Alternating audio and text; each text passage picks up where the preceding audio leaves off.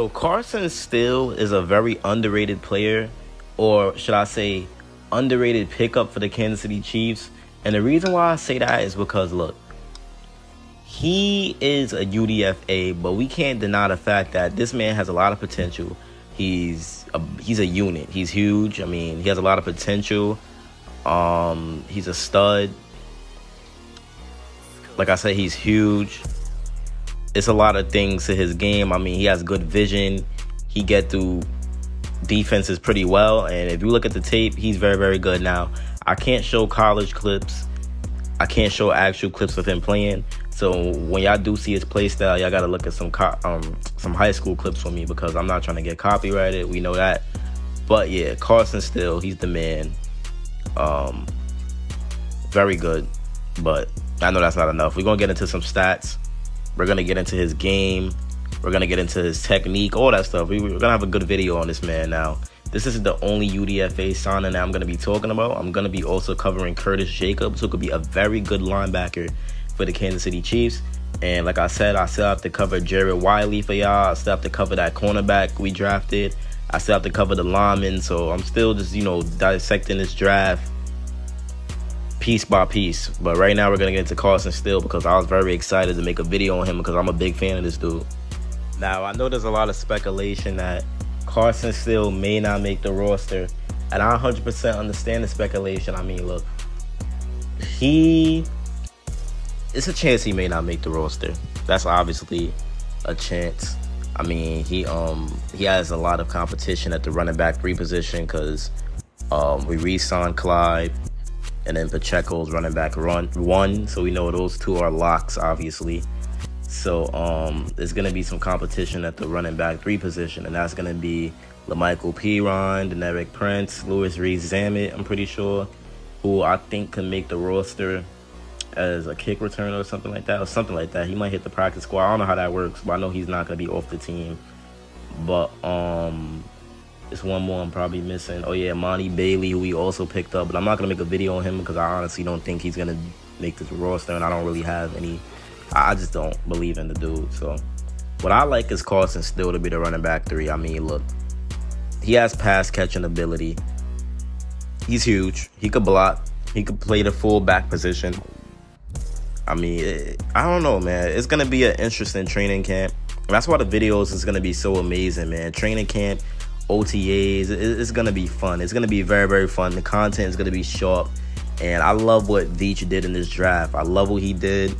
I think he made some great decisions. He made some great trade-ups. I mean, even the UDFAs he splashed on. So Brett Veach is proving himself as the best GM in the NFL right now. Him and Howie Roseman are the best GMs in the NFL. And as of right now, there's no one. As of right now, there's no 2.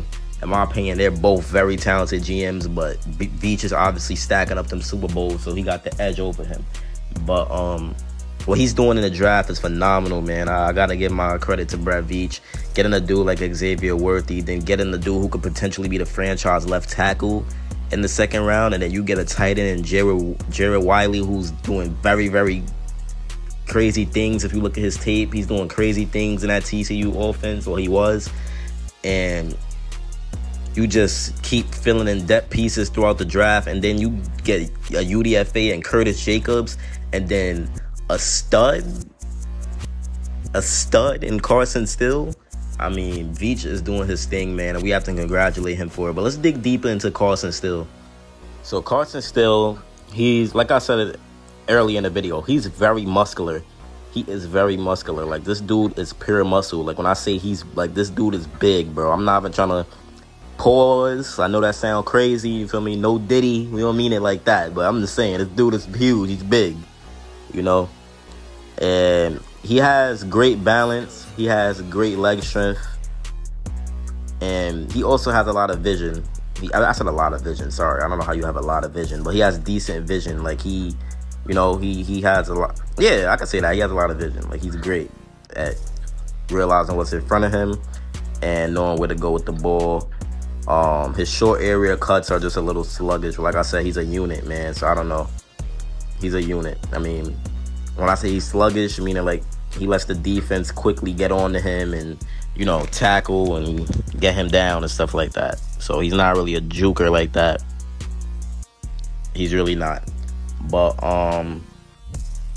he could definitely be like a short yardage specialist who could wear down defenses in a downhill attack. So I think rotating him, Pacheco, and CEH could definitely it could definitely cause some problems for the defenses that we're going to be going against. And like having a crazy wide receiver core, having a good tight end room, having a Hall of Fame quarterback, Hall of Fame tight end, a revamped new wide receiver core that's very speedy and deadly and versatile, and then having a crazy offensive line and a great coach in Andy Reid. Unless something rigged happens, I don't see how the Chiefs don't three-peat. I don't see how we don't three-peat again. It's just no way. I said three-peat again. I don't see how we don't win the Super Bowl again in three-peat. It's just no way, man. I really don't see how it doesn't happen. I mean, it seems like it has to happen, bro. It really seems like it has to happen. We have everything. A good running back room, great tight end room, great wide receiver, best quarterback in the NFL, great head coach, great offensive line, a great defense. I don't know, man. This team is crazy, and this is built off of young talent.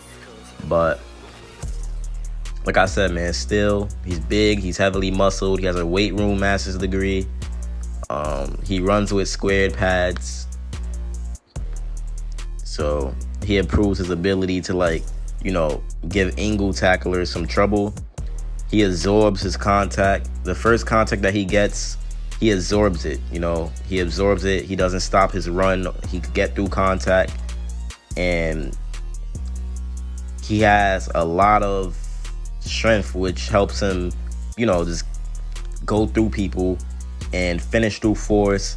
And he's definitely a great short yardage option. And we know the Chiefs struggle on 3rd and 1. So that's why I think his value of being somebody that could get a first down on 3rd and 1 would definitely help him make the roster, because we know the Chiefs struggled with that all last year. Andy Reid knows he struggled with that. They struggle with that. Brett Veach knows that they struggle with that. So I think they would definitely consider adding this dude to the roster for his ability of what he could do. And he's also patient. He allows blockers to do their job, man. So I like him, man. I love him a lot. Now, the difference is with his UCLA season and his Ball State season is that they were very, very different stat-wise, but we're going to explain why. So, Steele had a very good sophomore year in Ball State.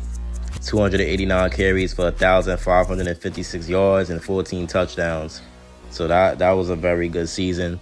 But then the Bruins got him, the UCLA Bruins, and he did very good. He had 847 yards and 6 touchdowns. That was cool for UCLA, but the reason why the seasons is so different because Ball State and UCLA are 2 different schools, 2 different systems, and 2 different competition levels. But Steele also did very, very good in UCLA, and trust me, that is not that bad of a season for a running back.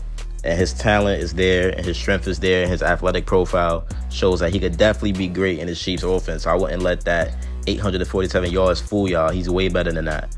But he bench pressed 450 pounds. He squatted 685 pounds. He's very, very quick. Not very quick, but he's impressive, He with ball speed, he clocked 20.96 miles per hour, and his vertical 35-inch vertical. So he's very athletic. I think the Chiefs could use a guy like this. I mean, his vision, his urgency, and his pass catching value could definitely get him a spot with the Kansas City Chiefs when it comes to making the 53-man. And another good thing about him that I liked is that I think you could definitely develop him to be a very good pass catcher because, like I said, the value's there with the pass catching. And you could also develop him to be a very good blocker because he's big, he's strong, like I said. And you could get him in special teams coverage. A lot of things you could do with him. So I would love getting this dude on the 53-man. Hopefully Andy Reid and Brett Veach is on the same page as me here. Let me know what y'all think in the comments, man, because I know some of y'all probably don't want him on the 53-man. Some of y'all probably do. I don't know. Just let me know what y'all think. I think he'll help us big time. And yeah, man, that's what I'm gonna go with. I think he'll help us big time with 3rd-and-1 situations and pass blocking and all types of stuff like that. You know, that good stuff. But yeah, man, if y'all enjoyed this video, y'all know what to do. Like, subscribe, comment. G's priority. We're on the road to 6K. I'm out, man. Peace.